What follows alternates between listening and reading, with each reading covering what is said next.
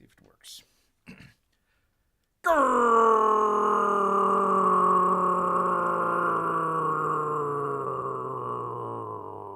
Greetings, humans! Greetings, and welcome back to another fun-filled episode. Bear here, 29-year veteran of the woods, YouTube's #1 review show by a bear.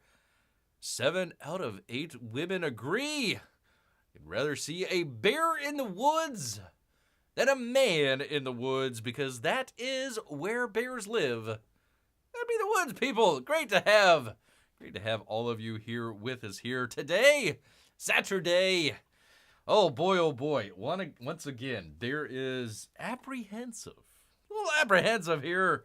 Got a little bit of weather coming through, so if bear just, happens to disappear out of the blue, something goes wrong with the internet, that would be why. But while we're here, while bear is alive, he's going to do the best that he can for you good people out there. Great to have all of you here with us here today.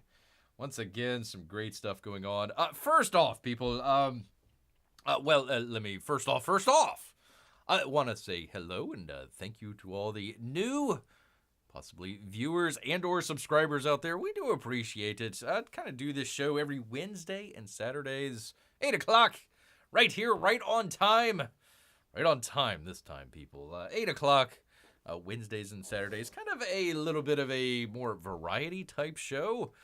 We did the James Bond one. We'll do another movie here in just a little bit. But we normally do kind of comic book situations, entertainment, and every once in a while, Bear gets on his own little kick here. So we're going to start that off right up front, but I want to say, Bear tries to, how do we put this? Tries to value your time out there. You come to Bear's show, you got an hour and a half to kind of check out whatever's going on the interwebs out there. You could be watching your trash cast out there, whatever the hell's going on, Night Letters or something, I don't know. You could be over there. You could be doing a number of other things, but you're right here with Bear, so he thanks you.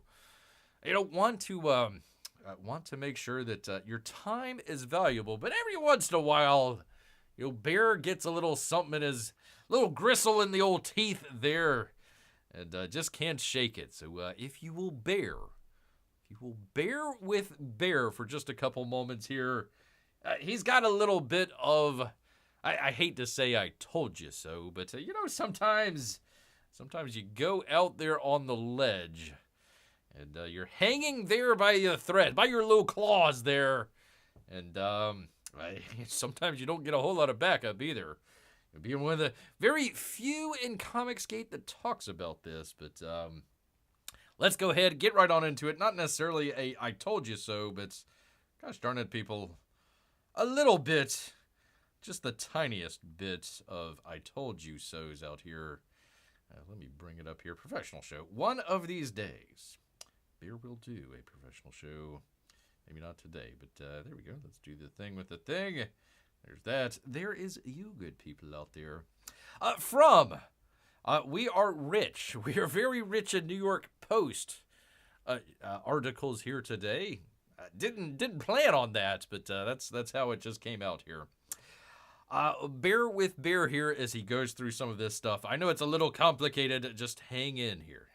Bear does have a point. And you know what? There's a good reason why we're doing this at the top of the show. A lot of people might say some of this stuff like, oh, well, we'll put this at the end of the show when nobody's, when the censors are out there kind of, I want the censors, gosh darn it, censors. I want to check this out here, man. The NIH, here from the New York Post, Josh Christensen. The NIH finally admits a taxpayer-funded gain of function research in Wuhan. That's where the Wu flu comes from. After years of denials. It's about time. It is. Long last, the NIH Principal Deputy Director Lawrence Tabak finally admitted to Congress on Thursday that U.S. taxpayer-funded gain of research at the Wuhan Institute of Virology That'd be in China. In the months and years before the Wu flu pandemic. That's why we call it the Wu flu. Dr. Tabak asked Representative Debbie Lasko of Arizona, did the NIH fund gain-of-function research at the Wuhan Institute of Virology through the EcoHealth Alliance? This little worm here says, it depends on your definition of gain-of-function research. We know what we're talking about here, sir. If you're speaking about the generic term, yes, we did. Yeah, we did do that. The response comes after more than 4 years of evasions from federal public officials, including Tabak himself, and of course the Fauci as well, about the controversial research practice that modifies viruses to make them become more infectious. What could go wrong? Tabak added that this research, the generic term gain-of-function, is research that goes on in many labs around the country. I don't know if you're trying to help people out or scare the bejesus out of them. It's not regulated. Again, you're not helping here much. And the reason it's not regulated, it poses no threat or harm to anybody. Sure. Hey, there's the Bat Lady. Dr. Bryce Nichols, a professor at genetics at Rutgers and co-founder of the pandemic oversight group Biosafety Now! Told the Post the exchange was two people talking past each other. Tabak was engaging in the usual obfuscation and semantic manipulation that's so frustrating and pointless. He says, adding that the NIH bigwig was resisting accountability for risky research that can create pathogens of pandemic potential. This would be the Bat Lady, the best that we can understand. The best that we're able, because there is a whole bunch of stuff going on that's been covering up. The best that we can determine, and this lady right here, the Bat Lady, is probably the head researcher there in China that probably started, possibly YouTube, possibly the whole Wu flu epidemic that killed millions of people. Instead of addressing this directly, Tabak launched into useless response about how gain-of-function encompasses many types of experiments. And it goes on, yada, yada, yada. EcoHealth Alliance, whose mission statement declares it's working to prevent pandemics, had all of its grant funding pulled by HHS for the next 3 years on Tuesday. Finally, took you guys long enough here. By the way, if you're speaking about the genetic term, yes, we did. That was taken from YouTube/GOP oversight. We'll get to YouTube in just a second here, but hey, YouTube, can we get a little clarification on this? Are we allowed to say that EcoHealth Alliance did do genetic manipulation in the Wuhan province out there, or are we still allowed not to? Because your oversight here, your YouTube's oversight, says we can't, although the guy that's in charge of it and in public testimony says yes, they did. So would like a little bit of clarification there. EcoHealth Alliance President Dr. Peter Daszak burned that in your brain in a hearing earlier this month before the Health Select Subcommittee on the Coronavirus. Testified that his organization had never had and did not do gain-of-function research by definition. By definition, that is false. That is false. The old felch there. Yada, yada, yada. In an October 2021 letter to Congress, Tabak had acknowledged that the NIH funded a, quote, limited experiment at the Wuhan Institute of Virology that tested whether spike proteins from natural occurring bat coronaviruses circulating in China were capable of blinding to the human ACE2 receptor in a mouse model. Yeah, they might have started it. Who knows? He did not describe it as gain-of-function research, but disclosed that the EcoHealth failed to report that the bat virus modified with SARS and MERS virus had been made 10,000 times more infectious in violation of its grant terms and just really common sense, really. The NIH scrubbed its website of a longstanding definition of gain-of-function research the same day that letters sent because they're so truthful. Look at that guy. I mean, that's the face. That is the face of truth and honesty right there. Right there. He also noted in 2021 letter, that the sequences of the viruses are genetically very distant from the Wu flu virus, but other grant proposals from the EcoHealth Alliance have since drawn scrutiny out there. Yes, indeed. Once again, third or fourth circle of hell for you, sir. For you, sir.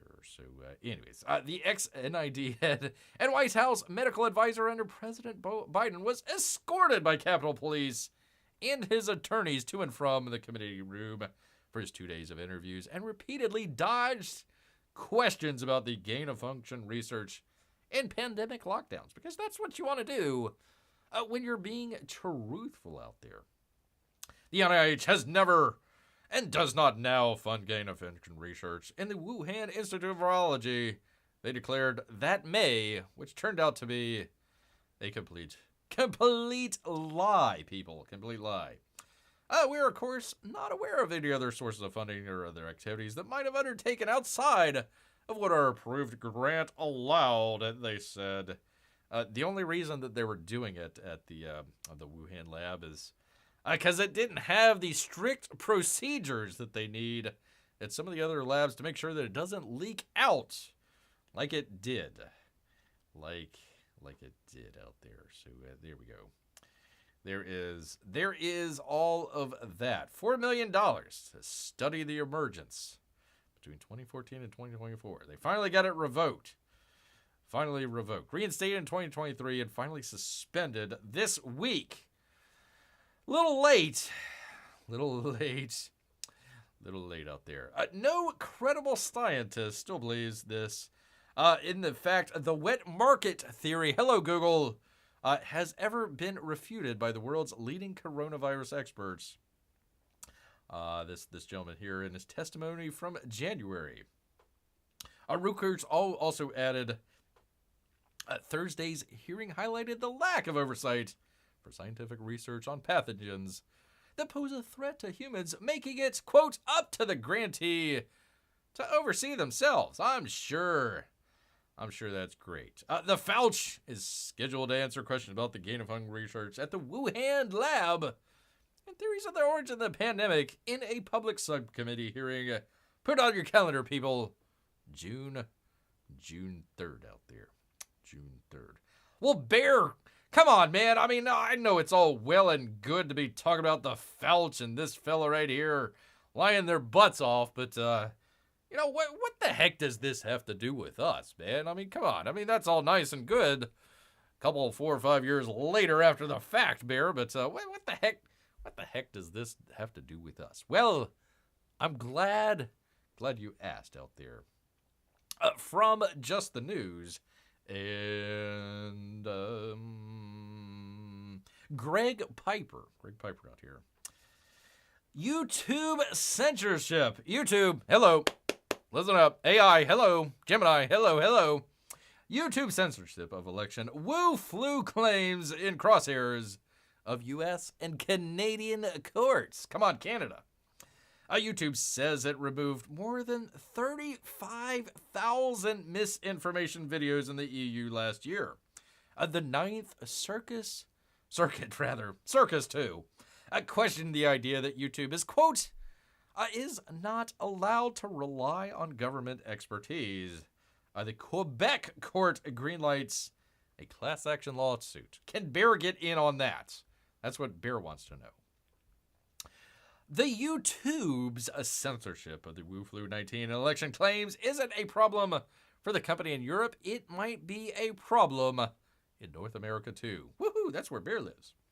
The Ninth U.S. Circuit Court of Appeals is weighing whether to prevent the Google-owned platform from censoring videos with Robert F. Kennedy Jr. for the duration of his independent presidential candidacy. So you can be running for president and you're still censored on YouTube. While Canadian court greenlit a class action lawsuit on behalf of both censored YouTube creators and viewers denied the opportunity to watch their videos, including Bear recently. Bear's video was censored out there. Touting its effort to predict next month's European parliamentary election, YouTube disclosed in a May 9th blog post that it removed more than 35,000 purported misinformation, quote-unquote, videos last year. So again, that's what Bear was asking on the previous one. They kind of came out and admitted, oh yeah, we were doing gain-of-function research in the Wuhan province of China at that virology lab. It's against YouTube policy to say that. Yet, it was taken from the YouTube channel for the GOP oversight that was conducting hearings. So are you still allowed to not say it, or can you say it? It's kind of interesting because we actually have authoritative experts out there saying that, yeah, we did do that, but yet YouTube says that you can't say that. So I'd like a little clarification, YouTube. That recalls the election integrity partnership, conceived and shepherded by the Department of Homeland Security's Cybersecurity and Infrastructure Security Agency, which needs to be just burnt to the ground. Estimating the platform, figuratively speaking, of course, estimating the platforms removed, labeled, or soft blocked. That's an interesting one. Supposed misinformation reported through EIP's system 35% of the time in the U.S. election in 2020. Our global team of reviewers combined with machine learning technology to apply these policies at scale 24/7 against hate speech, harassment, incitement to violence, and, quote, certain type of election misinformation. Our intelligence desk has also been working for months to get ahead of emerging issues and trends that could affect the EU elections, both on and off YouTube. How do they have that? How can they do that, for crying out loud? Well, apparently using artificial intelligence to further reduce views of volatile content, which was 11 to 12 of every 10,000 views in the fourth quarter of 2024. So 11 to 12 videos out of every 10,000, they just completely zapped. Didn't answer the question at all. Censorship of Kennedy for his statements on the Wu flu vaccines are prominent in the Twitter files and other document tranches obtained through litigation and by Congress. It's not like YouTube put that out there for everybody to see. A Biden administration counterterrorism officials sought counsel from a group promoting his censorship. Apparently, you are considered a terrorist if you question, just even question the fact that, hey, they might have done gain of research in the Wuhan province, which they came out and said so just recently, but apparently you were a terrorist if you say that. Congressional Democrats tried to stop or at least limit Kennedy's testimony at a censorship. You gotta appreciate that. We're gonna censor him at a censorship hearing. Interesting. Citing against comments on the Wu flu looking ethnically targeted. What? And this slurring him as a racist and an anti-Semite. Yeah, you got to get both in there at the same time. When Republicans blocked their effort. Democrats also pressured YouTube to reverse its decision last summer to stop suppressing supposed 2020 election information. What year is it? It's 2024. Even as it censored and throttled videos with Kennedy in there. Oh, it said John Kennedy. The co-founder of his super PAC, RFK, claimed would beat the presumptive Democrat and Republican nominees, quote, with people just under 45 if the election were held now. I don't know about that. Two of the three judges on the Ninth Circuit showed skepticism towards Kennedy lawyer Scott Street at oral argument, even as Judge Callahan acknowledged the Supreme Court's pending decision in the White House social media censorship in Murphy versus Missouri might change the landscape for its decision.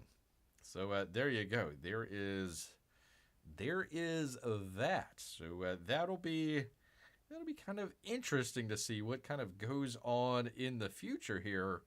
It looks like freaking Quebec, of all places, Quebec, Canada, getting in on the action. So hopefully we shall see here. We shall see. They authorized a class action lawsuits against YouTube and Facebook on largely the same grounds late last month. The Gazette of Montreal report both were brought by lawyer William D. out there. The YouTube class action lawsuit includes both Quebec users whose videos directly or indirectly linked to Wuflu were removed. And they can seek $2,000 each in damages. Can Bear get on that? I'm not Canadian. I'll accept it in salmon. You don't have to give Bear $2,000. Bear will accept that in salmon if you would like. Bear already had a one video removed. We've got the archive channel. Go check out the archive channel sometime, people. Good stuff over there. We just put up basically the live show, just archiving it in case something crazy happens. Well, something crazy happened. They actually deleted the video on the archive channel. That Bear says, hey, there might be a possibility that there was a lab leak there in Wuhan that caused the whole Wu flu virus. Said it live, not a problem. Said it on the archive channel, and that one was blocked. So even through their own system that says, hey, we got to check this out first, they still missed it. It's still live on Bear's main channel here. Not on the archive channel for some reason. Go figure. Go figure. So I'll take that $2K. Viewers can seek $1,000 each since March 15th, 2020. So there you go, people. There you go. Go check it out. Go check it out, people. Anyways, it goes on. You can check that out. Beer's got it down in the description if you want to check it out here. A little bit more about that. I don't want to keep banging in on the drum here as far as the Wu flu stuff, but you know, a little bit of a, you know, kind of self-pat on the back here of like, yeah, we called this. Called this a couple of years ago there, and it's a little lonely, especially in this quarter of the Comicsgate YouTube web. A little lonely out there where, you know, you might have every once in a while somebody just kind of, oh, hey, I saw something on Facebook, blah, blah, blah, blah, blah. Beer actually went down and dug through it, went through all the vaccine trials from, I don't know, what was it? Moderna and a couple of the other places out there. Pfizer. Oh boy, Pfizer, that's going to tick them off. So anyways, there we go, people. I just wanted to take a little bit of time up front here just to talk a little bit about that. But let's jump straight into what you all came here for. Let's just jump into, well, he's only got one. Only got one here. Be the campaign update. Well, let's take a look at Titan. Take a look at Titan here real quickly.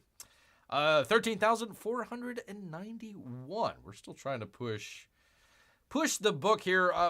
What are the good books that Bear's checked out in a little bit here? So please do go check out Titan Mouse of Might. Yes, indeed, Marc. Titan! Exclamation point. Exclamation point, sir. So you could push him.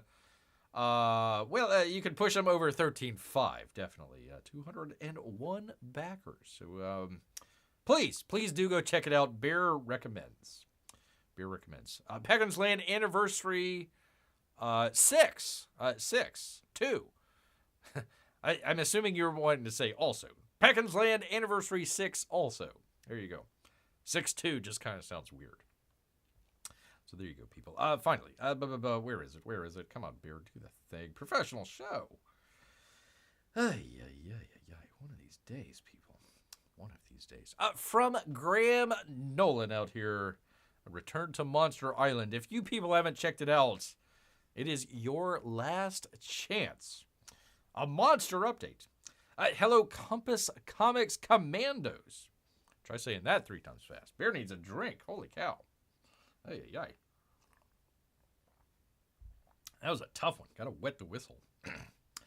The stretch goal story, Kirby's cigar, is completed. Yay! The last couple pages are being colored, and they will be sent to Carlos for lettering. After that, it's just getting all the files together for the printer and getting on their schedule. So things are coming together on this end, he says. The campaign is currently in demand. However, it will be coming down and completely closed next week before the launch of Joe Frankenstein 3.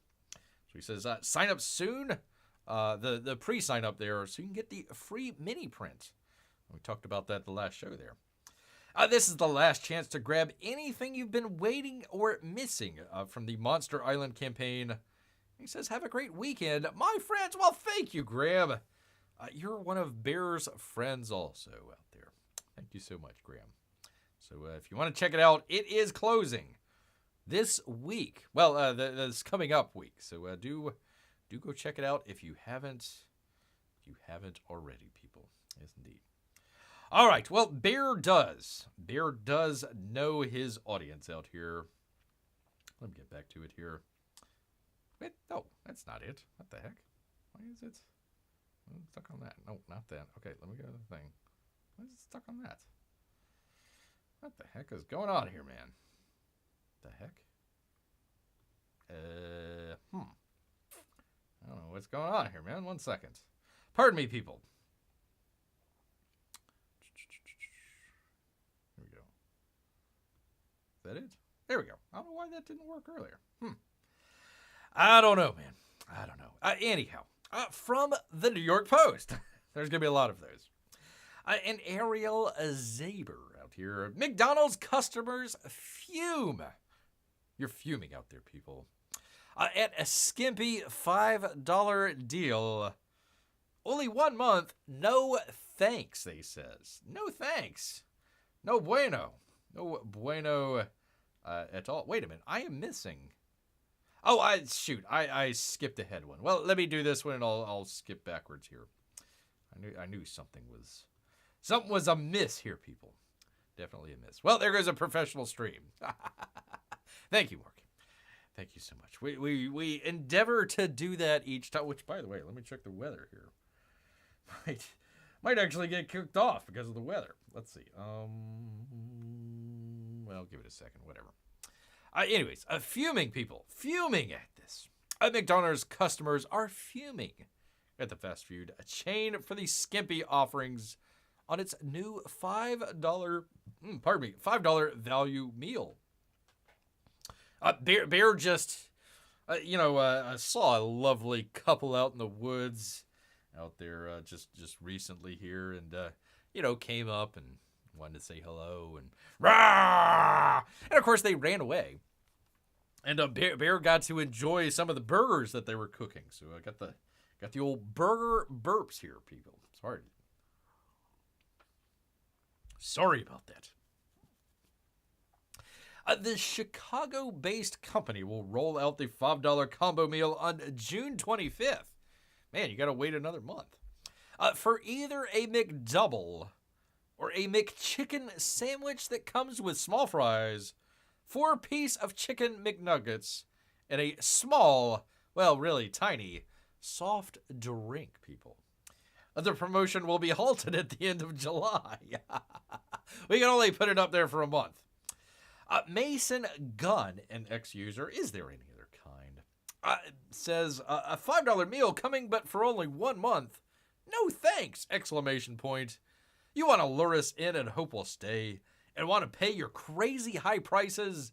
Not a chance! !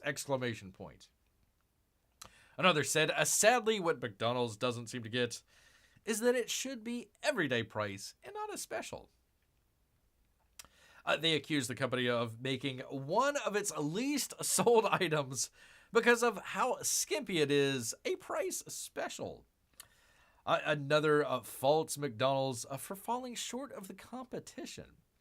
So McDonald's is doing a $5 meal for 1 month won't help unless they make it permanent because Wendy's already has multiple meal deals starting at $5, they say. Another ex-user Doesn't sound much like a commitment to its customers to me. Putting it on the menu and leaving it there sounds like a commitment. Gotta put a ring on it, people. A spokesperson for McDonald's told the Post, "We know how much it means to our customers when McDonald's offers meaningful value and communicates it through national advertising. That's been true since our very beginning, and it's never more important than it is today." What the hell? What? Huh? What kind of jibber jabber was that? I don't know. The company said 90% of McDonald's franchisees are offering meal bundles for $4 or less. The high levels of inflation that have gripped the economy in recent years, I wonder how that happened, has forced companies such as McDonald's to raise prices of its menu items, like skyrocketing. In some places, McDonald's charges $18 for a Big Mac meal, as well as $7.29 for an Egg McMuffin. Ay. I think it's important to recognize that all income cohorts are seeking value, said this CEO in a post-earnings call. He says, they are very discriminating customers who are careful as to how they spend their dollar. We have seen that our relative superiority in affordability has declined in some markets. Oh, the poor guy. The poor fella out there. Well, I can tell you one place. If you're gonna go to a McDonald's, you might as well go all the way across the Atlantic to Italy. That's right, people. That would be, let me see, where is it here? From the New York Post and Alex Mitchell. This was Italy's very first McDonald's, and it looks like anything but a fast food joint, they says. There you are. Look at there. There is a McDonald's in Italy. Italy. Oops. Why am I scrolling so fast? Itu, Ronald, they ask. At what once was the heart of the Roman Empire since an American conquest, Italy's first ever McDonald's. However, the Rome location, just steps from the Spanish Step at the Piazza della Spagna, is strikingly different from any stateside Golden Arches outposts. Guests are first greeted with an array of traditional sculptures, marble walls, mosaics, Roman writings, and a plaque in honor of its opening on March 20th, 1986. Holy cow. That's almost, that's almost 30 years ago. Lately, the location has become a social media hit.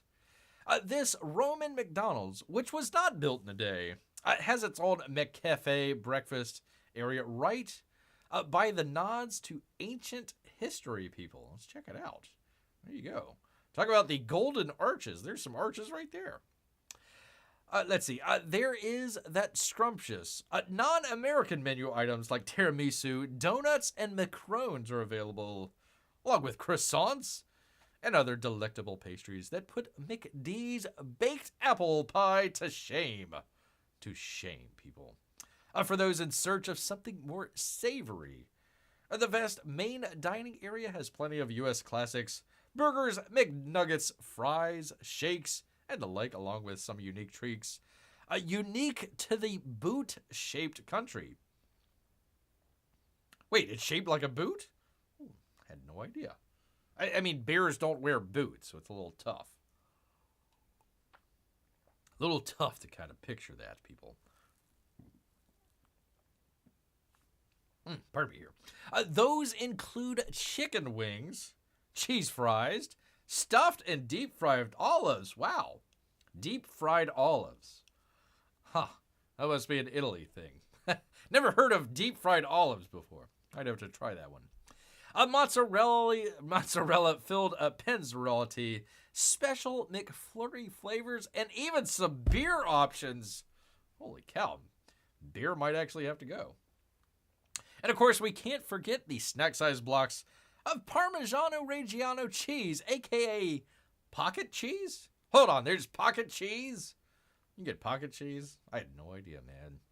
Its dining room features more peaks in Roman histories, with a succession of Doric columns and circular arches. They need to paint them golden. The base of the columns contain notes on food ingredients that evoke a similarity to Leonardo da Vinci's handwritten journals. The thought would never cross my mind to eat at McDonald's while visiting Italy. It just seems wrong, says one visitor. Yet many tourists do it, and I just scratch my head, not for the food, but for its architectural design. One of McDonald's in Italy is worth visiting because it's the most elaborate McDonald's anywhere in the world, people. In the world. So there you go, people. If you want to check it out, you gotta go all the way to Italy, all the way to Rome. Get your McDonald's burger out there, people. So hopefully that looks good to some of you out there. Yes, indeed. Grab a drink. There we go. Well, from one foreign country eats to another, people. Would you believe? From the New York Post, Mexican taco truck becomes first to earn Michelin star. But the chef won't wear the coveted jacket. He says the secret is the simplicity, people. Oh, from the Associated Press. I thought this was from the New York Post. Well, whatever. Same difference, man. We'll take what we can get here, man. Take what we can get. Newly minted Michelin star chef Aruto Riviera Martinez stood over an insanely hot grill Wednesday at the first Mexican taco stand to ever get a coveted star from the French Dining Guide, and did exactly the same thing he's been doing for 20 years. That'd be searing meat, people. Though Michelin representatives came by Wednesday to present him with one of the company's heavy, full-sleeved, pristine white chef's jackets, he didn't put it on. In this tiny 10-foot by 10-foot business, the heat makes the meat, and the heat is intense, people. At Mexico City's Tacos El California de Leon, we'll go with it. In the scrubby bohemian San Rafael neighborhood, there are only 4 things on the menus, all tacos, and all of which came from the same area around the cow's rib, loin, or foreshank, people. Foreshank. The secret is the simplicity of our taco. It only has a tortilla, red or green sauce, and that's it. Wait, there's got to be meat or some kind. That and the quality of the meat. Okay, yeah, I was about to say. He is also probably the only Michelin star chef who, when asked about the beverage to accompany a food, he answers, "I like a Coke." I'm assuming Coca-Cola. It's actually more complicated than that. El California de Leon is the only taco stand among the 16 Mexican restaurants given 1 star, as well as 2 eateries that got 2. Wonder if they got Montezuma's revenge at the other places. Almost all of the rest are pretty darn posh eateries. A lot of expensive seafood served in pretty shells on bespoke plates. Well, we don't need the plates for bear. I'll just take the seafood. In fact, other than perhaps one street food stand in Bangkok, El California de Leon is probably the smallest restaurant ever to get a Michelin star. Half of the 100 square foot space is taken up by a solid steel plate, a grill that's hotter than the salsa. The other half is packed with standing customers clutching plastic plates and ladling salsa. The female assistant who rolls out the rounds of tortilla dough consistently. In a way, the California de Leon is a tribute to resistance to change. It got there by doing exactly the same 4 things it's been doing since 1968. Congratulations. Thousands of times a day, Riviera Martinez grabs a fresh, thinly sliced filet of beef from a stack and slaps it on a super hot steel grill. He tosses a pinch of salt over it, squeezes half a lime on top, and grabs a soft round of freshly rolled tortilla dough into the solid metal slab to puff up. Man, they're really trying to sell that one. After less than a minute, he won't say exactly how long because that's a secret. He flips the beef over with a spatula, flips the tortilla, and very quickly scoops the cooked fresh tortilla onto a plastic plate. Places the beef on top and calls out the customer's name who ordered it. Thanks, AP, for that great description there. Any sauces, the fiery red or equally atomic green, are added by the customers. There's no place to sit at some times of the day, no place to stand either, because the sidewalk in front of the business was taken over by street vendors hawking socks and batteries and cell phone accessories years ago. Not that you would really want to eat inside the tiny taco restaurant. The heat on a spring day is overwhelming, people. The heat is one of the few secrets Riviera Martinez would share. The steel grill has to be heated to an astounding 680 degrees. I asked how it felt to get a Michelin star.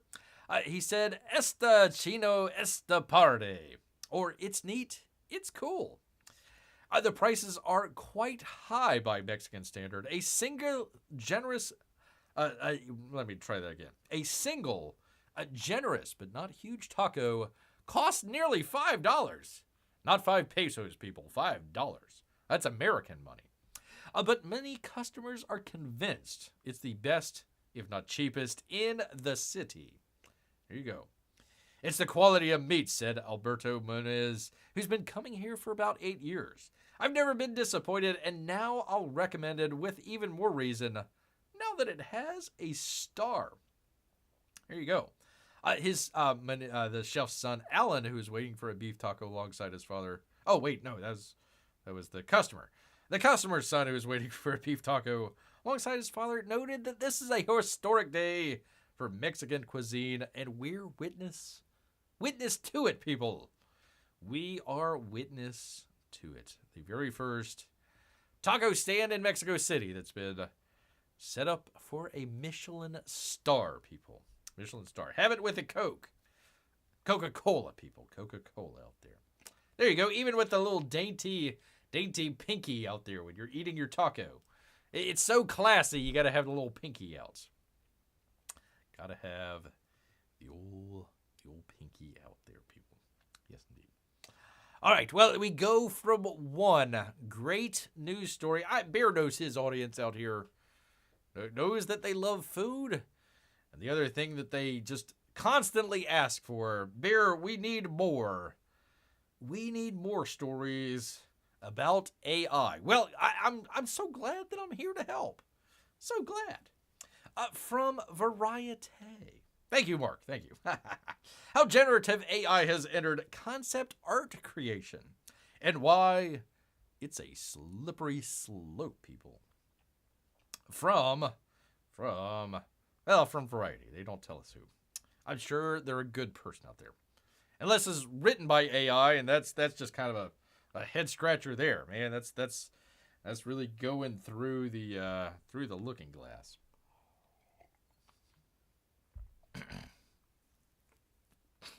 Except salmon, who the hell would eat that stuff? Bear would. Bear will take any excess salmon that you have.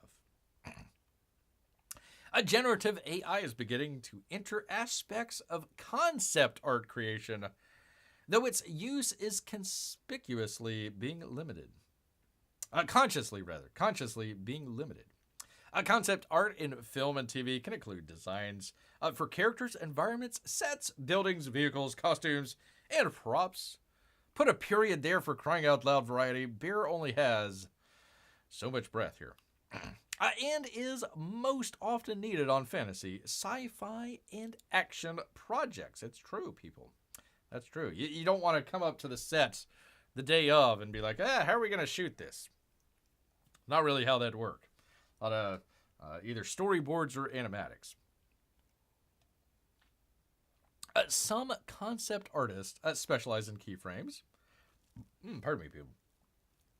Creating digital paintings that visualize specific shots of pivotal moments that can be captured on screen. Didn't I just say that in far fewer words?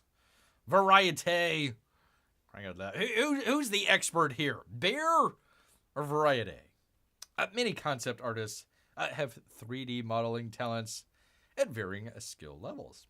Now, rather than relying on stock photos, searching the web for images or previous films and TV references, AI images are starting to be used as the initial design reference point. Design reference material artists use as a creative style. Didn't I just... Come on, Variety. Button it up here, man. Button it up here. Bear can do a lot better. Literally, Bear could write for Variety. They would just have to pay him in... See, Marc, they just have to pay him in salmon. That's it, man. That's it. AI imagery is being used to facilitate and speed up the communication back and forth between... What the hell is a stakeholder?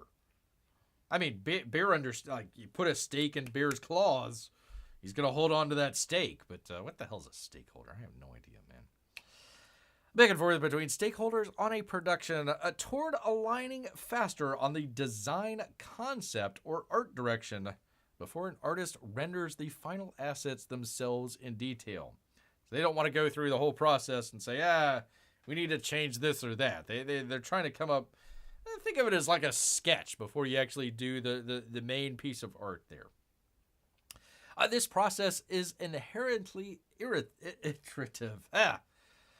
Inherently iterative. Typically, having a concept artist go through multiple rounds of feedback and revisions to sketches. Rapid iteration with a generative AI image tool can compress this process into a day versus several days to weeks. I doubt that because, I mean, like, the people aren't always on call, you know? I mean, like a lot of the producers are having lunch or, casting couches, all this other stuff. So, they're not like waiting around for the AI or even the artist there to, where's that art? They'll just say, get it to me tomorrow or whatever. So it'll speed it up. But they're trying to make a mountain out of a molehill here. Similarly, studios have begun providing VFX studios with batches of AI images rather than explaining a concept. Oh boy. I'm sure that'll work out great. AI imagery is also beginning to appear in pitch decks. That's interesting. Well, not really, but though its entry here suggests a more substantive replacement for concept artist role and creative process. Maybe. I mean, if you're already in the artistic space, you probably already know somebody that can do some halfway decent drawing. So I don't know if that's entirely true, but anyways. Earliest stage concept art starts in the blue sky period, they call it, before a production has received a green light. Again, it's, hey, we need money from this producer, or we're a production company and we're going to a studio. We would like to start work on whatever, fantasy TV series. Okay, let's come up with, what does the castle look like? What is the, I don't know, the dragons or the orcs or whatever, what do they look like? Come up with kind of a general idea of what it looks like. Take it to your producer or your studio out there. Hey, this is what we got, kind of the idea behind it. This is the people we got behind it, yada, yada, yada. Would you consider giving us money to get continued there? That's what they're talking about here. So just kind of the idea. It's not really kind of nailed down in any way. Artists are brought in and work together with production designers or directors to brainstorm, find references, and develop the look. I just said all this. Crying out loud. The artist creates sketches and goes through similar hot-cold rounds of iteration before finally rendering assets.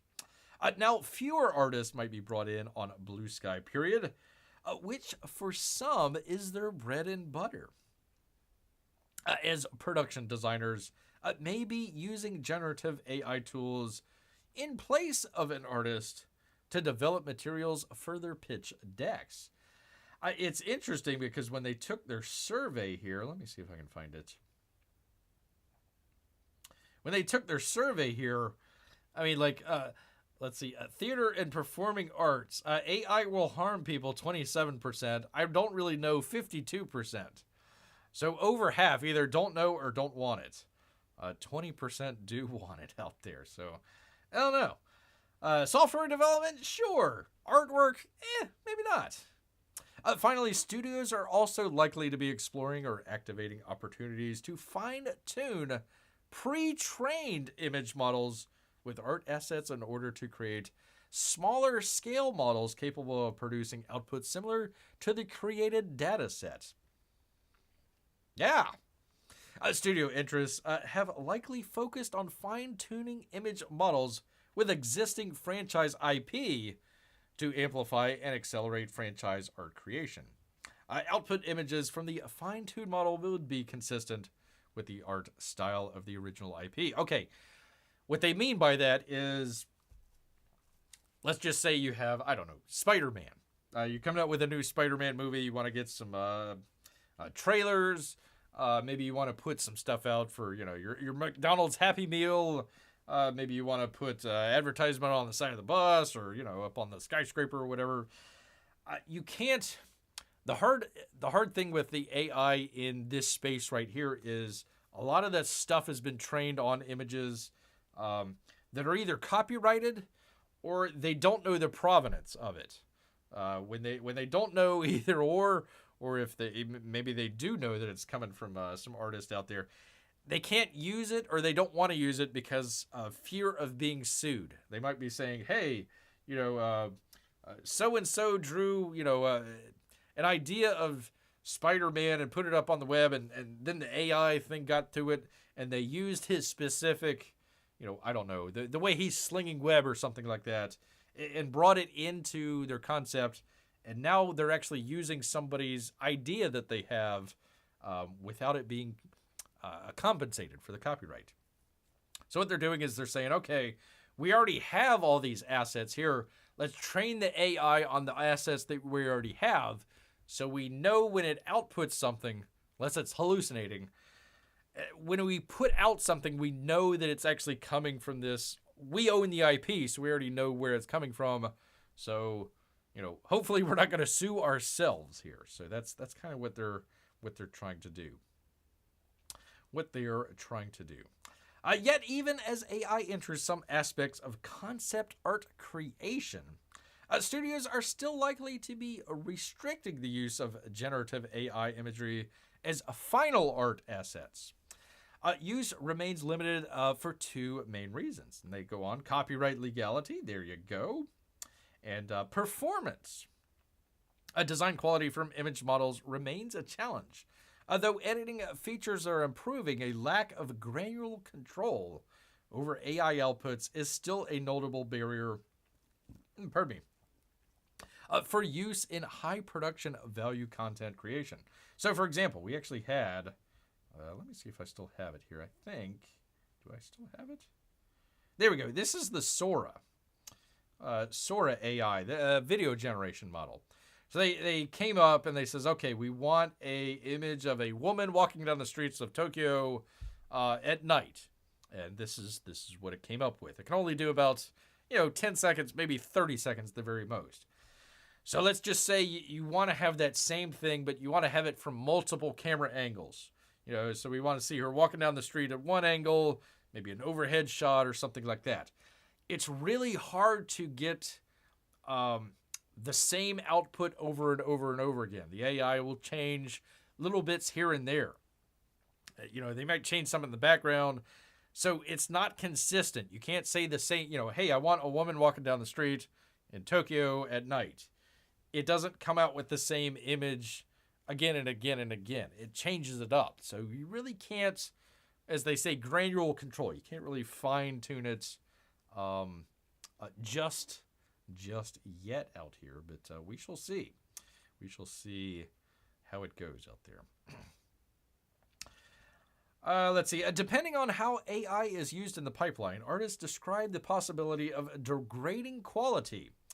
That what generative AI produces to approximate a director's creative vision will be deemed good enough by those with an untrained perception.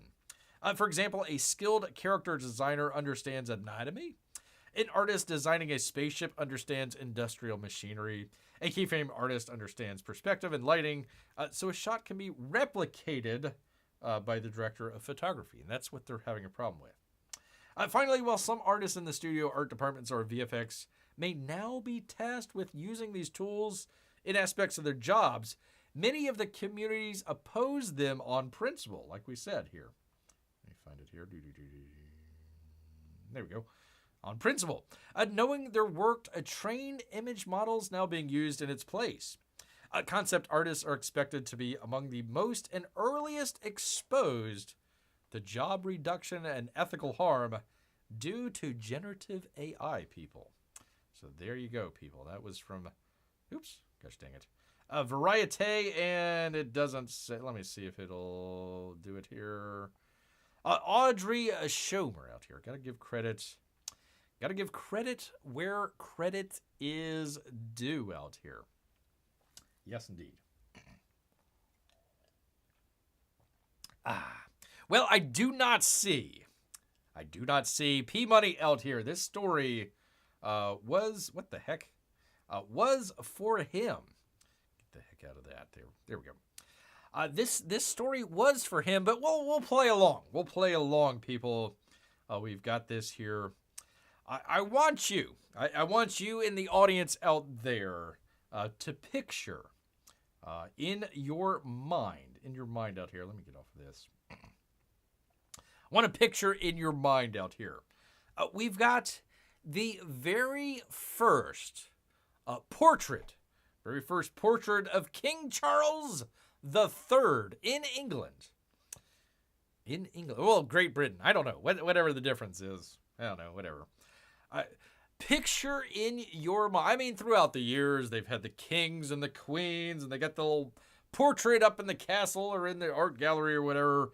You know, you've seen them there kind of standing, or maybe in a portrait looking off to the side, or, you know, holding on to a horse or something like that. Okay, so picture in your mind. I want you to picture in your mind King Charles III and his official portrait here. Let's while you're picturing that in your mind, let's get to it here.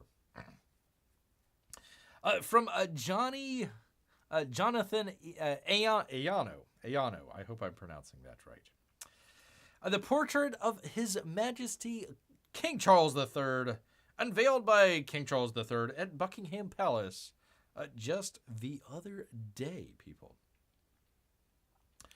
Bears are the biggest threat to the new AI overlords, though. Go after them first. No, not at all. Not at all. Don't listen to that man and or a woman. We're going to assume it's a man. We're going to assume Marco for Anthony is all man out here. Okay, picture in your mind, people. In your mind. King Charles III. The official portrait of King Charles III as a monarch has been unveiled by Their Majesties? Their Majesties. The King and Queen in a ceremony at Buckingham Palace. Commissioned by the Drapers Company. I guess they make the drapes. It depicts him larger than life and wearing the uniform of the Welsh Guards, of which he was made a colonel in 1975. I'm sure he earned that. Jonathan had 4 sittings, not 1, not 2, not 3, but 4 sittings with the king, the subject they call him, between June 2021 and November 2023. I hope back in 2021 they were both wearing masks. At Highgrove and later at Clarence House. Working on it in between his London studio. Wait a minute, when did the Queen die? Did she just pass recently? What the heck are they doing his portrait when he ain't even king? Interesting. All right, picture in your mind, people. In your mind. The portrait will be on public view from the 16th of May until the 14th of June at Philip Mound Gallery. We all know where that is. The 18th and 19th, Pall Mall in London, Southwest 1, before finally moving to Draper's Hall in the city. In the city, apparently. I don't know which city, but that would be the city out here. All right, people. You've had it in your mind here. I want you to have it in your mind. King Charles III, official portrait. Okay, you've got it. You've got it in your mind, right? Got it in your mind.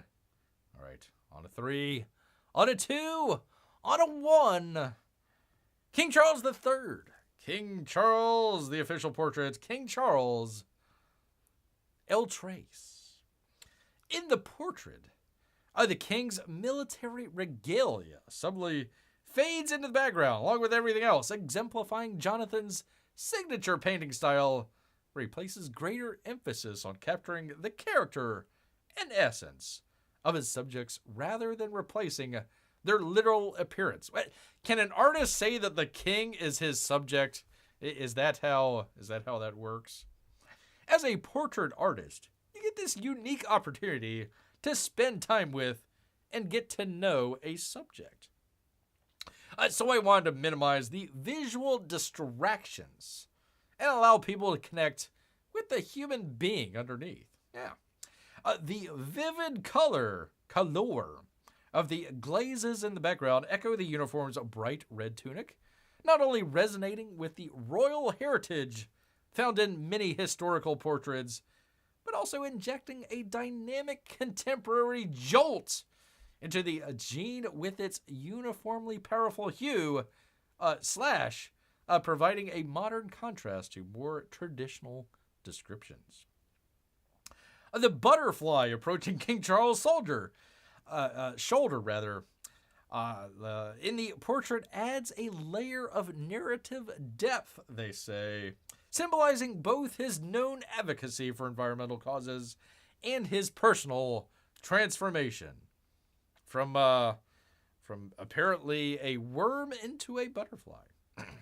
The monarch butterfly is believed to have been named after an English king, possibly William of Orange, due to its distinctive color. And this migratory species is already one of the most affected by the climate change because of alterations in spring temperatures. The poor guy. The artist explains primarily a symbol of the beauty and precariousness of nature. It's true, people. It highlights the environmental cause the king has championed for most of his life, and certainly long before they became a mainstream conversation. But it also serves a compositional purpose.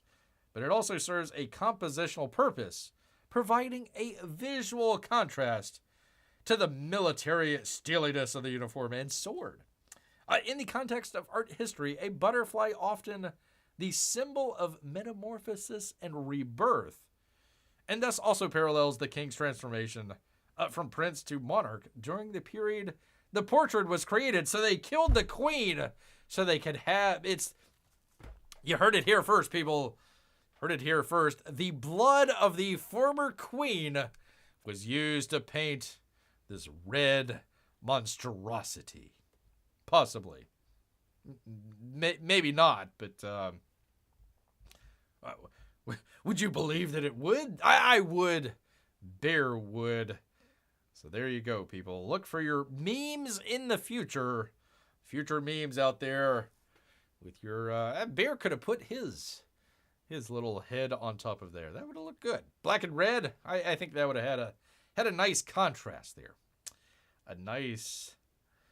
What the hell is going on here, man? Modern art. Even Marc says, oh yeah, this travesty. I guess you've seen it before.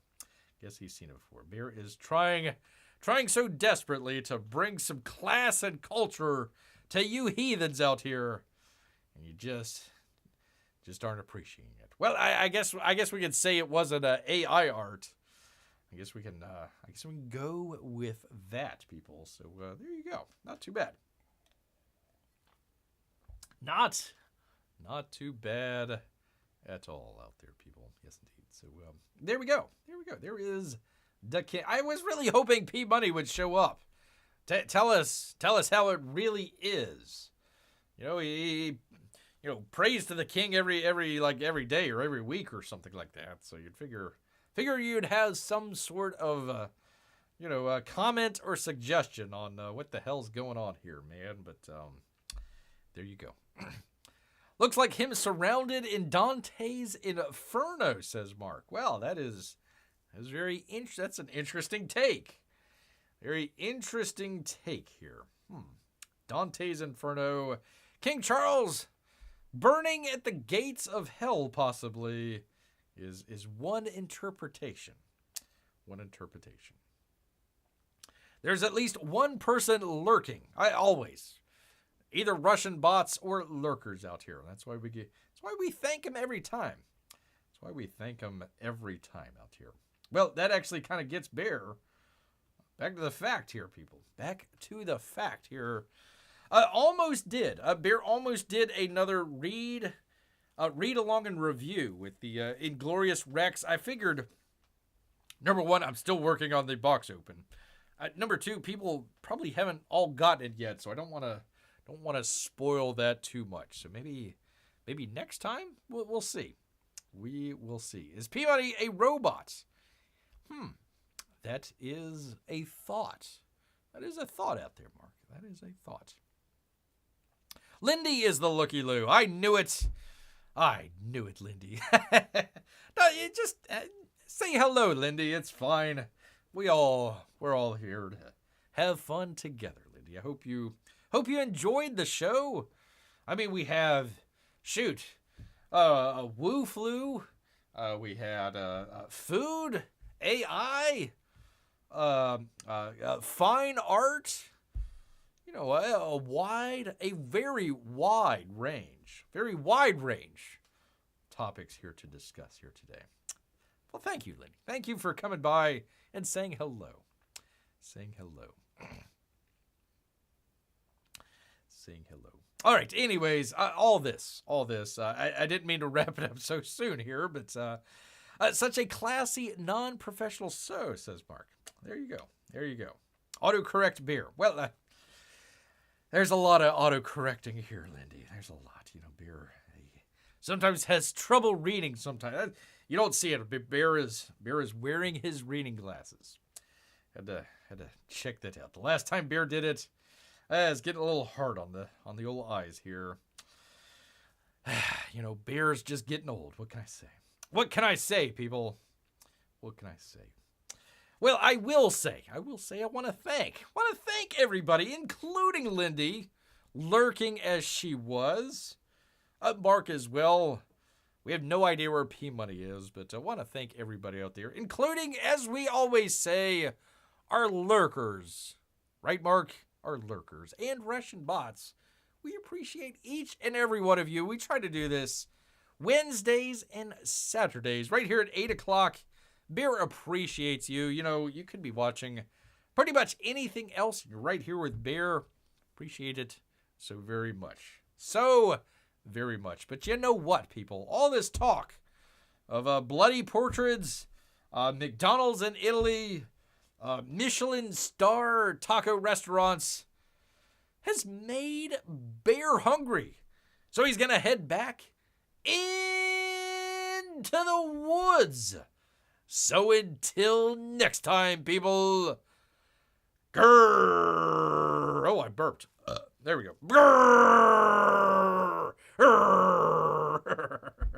Grrr. There we go. There we are. Good night, everybody.